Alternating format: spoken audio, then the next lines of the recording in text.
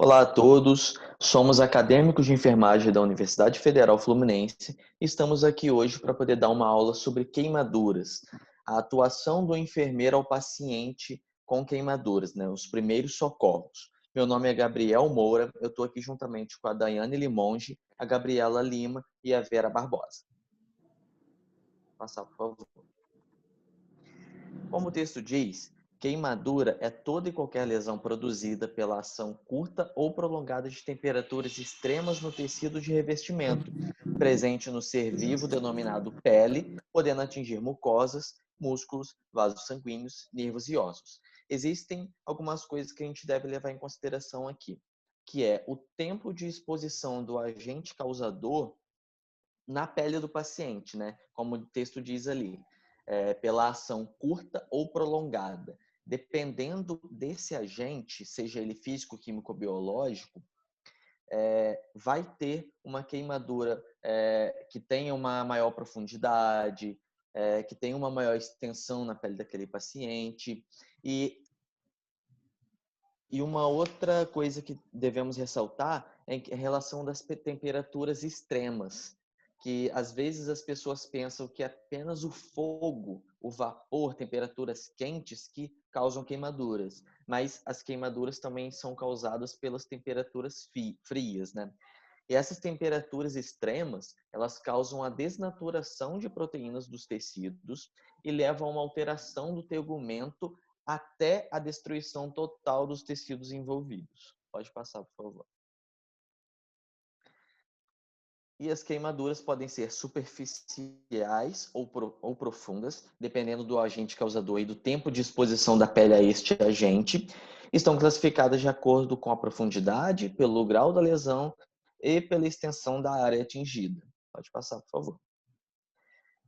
E essas feridas, são classificadas dependendo do agente causador, da extensão e da profundidade que a mesma atingiu no corpo do paciente. Pode passar.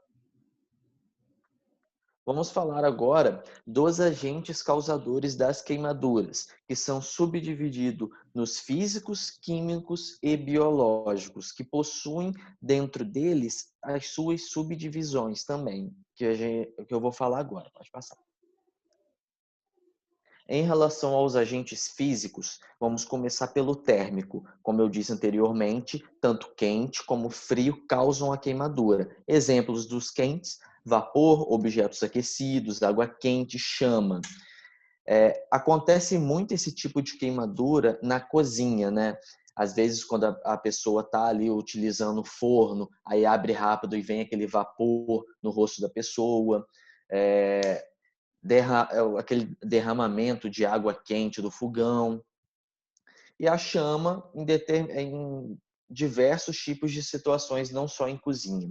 E frios, tem aqui o exemplo do gelo seco, mas não necessariamente o gelo seco, pode ser um gelo normal que a gente tem na geladeira da nossa casa, que se a gente, por exemplo, colocar na nossa mão e ficar por muito tempo segurando, vai dar uma queimadura aqui na nossa mão. A eletricidade, tanto na natureza quanto é gerada pelo ser humano, Da natureza vem pelos raios, E ser humano as correntes elétricas, Que tem na tomada da nossa casa. E a radiação, através dos raios ultravioletas, Pelo sol. E também de aparelhos que emitem radiação, como, por exemplo, aparelho de raio-x. Pode passar. Os agentes químicos, que aqui são subdivididos nos ácidos e nos básicos, lembrando que os agentes básicos, eles possuem maior poder de penetração na pele. Como exemplo, aqui eu posso falar da soda cáustica, que ela possui o pH número 14. E também os ácidos, eu posso citar aqui o limão, que possui pH 2, e o ácido sulfúrico, que possui o pH 1. Lembrando que, dependendo do tempo de exposição do limão e do ácido sulfúrico, o ácido sulfúrico vai queimar a pele daquele paciente primeiro que o limão. Pode passar, por favor. E aqui os exemplos dos agentes biológicos, através dos animais, a lagarta de fogo, água-viva, medusa, que possuem agentes químicos ali na pele deles que causam a queimadura na pele tanto do homem quanto de outros animais, né? São mecanismos de defesa desses animais. E os vegetais, né? Temos aí como exemplo látex de certas plantas e urtiga. Pode passar, por favor.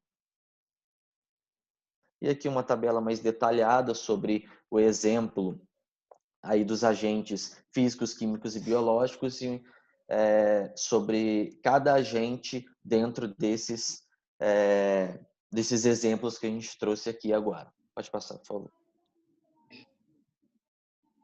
Então, gente, nós podemos falar também sobre a profundidade que uma queimadura pode ter. Pode passar? Então, nós teremos uma queimadura de primeiro grau, ou de segundo, ou terceiro, ou quarto grau. Então, passando adiante, falando sobre a queimadura de primeiro grau, nós temos como principais descrições uma queimadura superficial que atinge somente a epiderme, causa hiperemia e dor forte. Então, por exemplo, você está na praia, você está exposto à luz solar sem protetor solar por muito tempo. Você pode ter uma queimadura de primeiro grau, você vai ter hiperemia, né? Então, é uma coisa muito comum. Ou, por exemplo, você está passando roupa e você encostou num ferro de passar roupa bem quente, você também pode ter uma queimadura de primeiro grau. Então, ela é dolorosa e causa hiperemia. Agora, no próximo slide, nós podemos ver como a queimadura de segundo grau, ela tem como diferença que ela atinge não só a epiderme, como também a derme. Além de causar hiperemia, como é de primeiro grau, diferente da de primeiro grau, há flictemas, causa flictemas. O que são flictemas? Bolhas.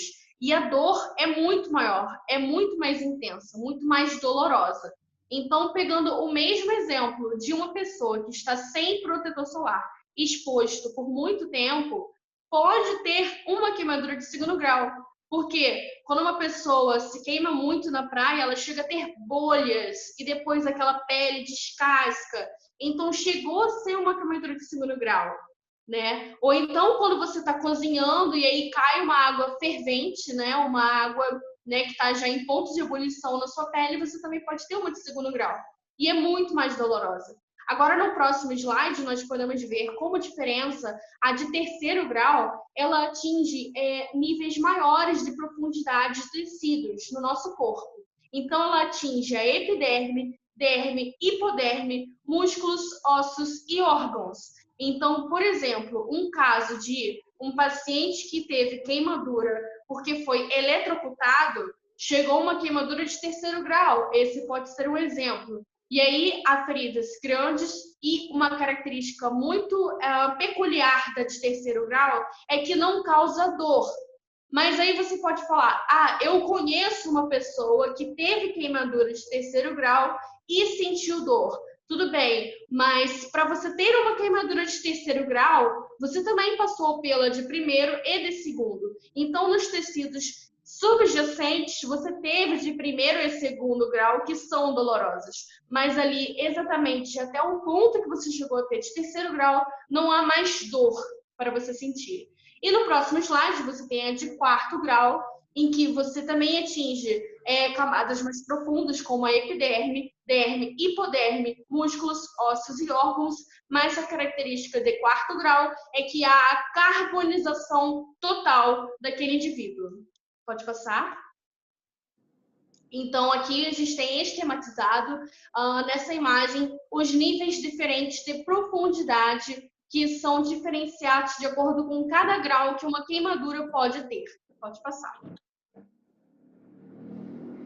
Bom, nós vimos então a classificação da queimadura quanto a profundidade, agora nós vamos ver quanto à extensão. E o que seria a classificação da queimadura quanto à extensão? É a porcentagem da área da superfície corporal queimada. É um dado muito importante, não só para a gente determinar a gravidade da lesão, mas também o tratamento que a gente vai desenvolver com aquele paciente. Então, é um método muito rápido que a gente usa para determinar a área da superfície queimada é a chamada regra dos 9. E o que seria essa regra? é atribuído a cada segmento corporal o valor 9 ou um múltiplo dele. É como se o corpo, então, fosse dividido em múltiplos de 9. Pode passar. Então, é representado em porcentagem, né? Como eu disse que a classificação da extensão é representada. Então, na cabeça, vai equivaler a 9%. No caso aqui, seria 4,5%, porque né, é a parte anterior e posterior. Então, a cabeça, 9%. O tronco anterior, 18%. Tronco posterior, 18%. Membro superior, os membros superiores, 9% cada membro. Os membros inferiores, 18% cada membro. E as genitais, 1%. Nas crianças, em especial, né, por apresentarem proporcionalmente a cabeça maior que a de um adulto, a gente vai alterar essa porcentagem da cabeça da criança e dos membros inferiores. No caso, na criança, essa porcentagem é de 18% da cabeça e dos membros inferiores, 14%. Então, assim, uma regra prática para a gente avaliar a extensão da queimadura é compará-la com a superfície da nossa mão, da palma da nossa mão, correspondendo, então, aproximadamente 1% da superfície corporal. Então, assim, a gente também pode lembrar que, assim, você somando todas as nossas áreas do nosso corpo, de acordo com essa regra dos 9, você pode somar 99%. Mas aí você vai ficar na dúvida, por que só 99% e não 100%? Mas sim, a gente soma até 100%. Só que aquele 1%, como dizia Wesley Safadão, 1% é vagabundo. Então, 1% é somente as genitálias. Então, essa seria a regra dos 9, como a Gabriela já falou pra gente. Bom, então vamos aos cuidados de enfermagem. O primeiro cuidado que a gente tem que ter de imediato é retirar a vítima do contato com a causa da queimadura. Seja ou afastando a vítima da chama ou interrompendo a corrente, caso queimadura a partir de corrente elétrica. A gente precisa fazer isso. Então, é necessário resfriar o local da queimadura. Para quê? Além de limpeza, é importante... lavando a queimadura com água corrente é importante para interromper a progressão do calor e, consequentemente, a diminuição do edema. Outra coisa, então, também, apagar o fogo com extintor, caso, né, tenha chama, ou abafando com um cobertor, ou simplesmente rolando no chão, se essa chama estiver na superfície corporal do paciente. Segundo cuidado, verificar, muito importante, a respiração, o batimento cardíaco e o nível de consciência. Então, nesse momento, caso seja necessário, a gente pode fazer uma aspiração das vias superiores desse paciente, ou uma oxigenoterapia, elevar a cabeceira a 30%, conferir o pulso, e a partir do nível de consciência, a gente pode aplicar a escala de Glasgow. Além disso, para aliviar a dor e prevenir infecções no local da queimadura, nós devemos mergulhar o local afetado em uma água limpa ou então em uma água corrente, até que essa dor seja minimizada. Não podemos romper bolhas e nem retirar as roupas queimadas se estiverem aderidas à pele. Se as bolhas estiverem rompidas, então nós não podemos colocar em contato com a água. Além disso, é muito comum as pessoas já escutarem de avós, né, principalmente pessoas mais idosas, que é ótimo passar pomada, né, de queimadura, ou então ovo. Tem muita gente que fala de ovo, mas não. A gente não pode aplicar nem pomada, nem líquido, creme, nem qualquer outra substância sobre a queimadura. Se a pessoa ela estiver consciente, nós devemos ofertar água para ela. Ela pode beber toda a quantidade de água que ela quiser. Porém, nós temos que orientar para ela beber lentamente e com cuidado. Temos que encaminhar a vítima assim que possível para um hospital ou então um pronto-socorro, para que ela possa ter a devida avaliação e o tratamento. Em casos de queimadura por pó, não é correto que a gente coloque água, porque dependendo do pó, pode ser que queime ainda mais a região. Então, a gente não aplica água nem outros líquidos. O ideal é que a gente faça movimentos de varredura. Pacientes que tenham um corpo, né, com que tenham uma área corpórea queimada, né, mais do que 20%, perdão, nós não podemos dar água. E também não podemos colocar gelo sobre a queimadura, porque pode queimar ainda mais a região. Não devemos dar qualquer medicamento intramuscular, subcutâneo ou via oral sem consultar um médico, exceto que seja caso de emergência cardíaca. Devemos providenciar também um transporte imediato se a área corpórea do paciente queimado for estimada entre 60% a 80%, ou seja, maior do que a metade do corpo. A área corporal atingida e a gravidade das queimaduras geralmente é maior em crianças menores de 5 anos e maior nos idosos, né, com idade maior do que 60 anos. Em casos de queimaduras elétricas, devemos retirar a fonte da queimadura. Queimaduras nos olhos é indicado lavar os olhos com água corrente. Obrigada, espero que vocês tenham gostado e bons estudos. Obrigado e bons estudos a todos.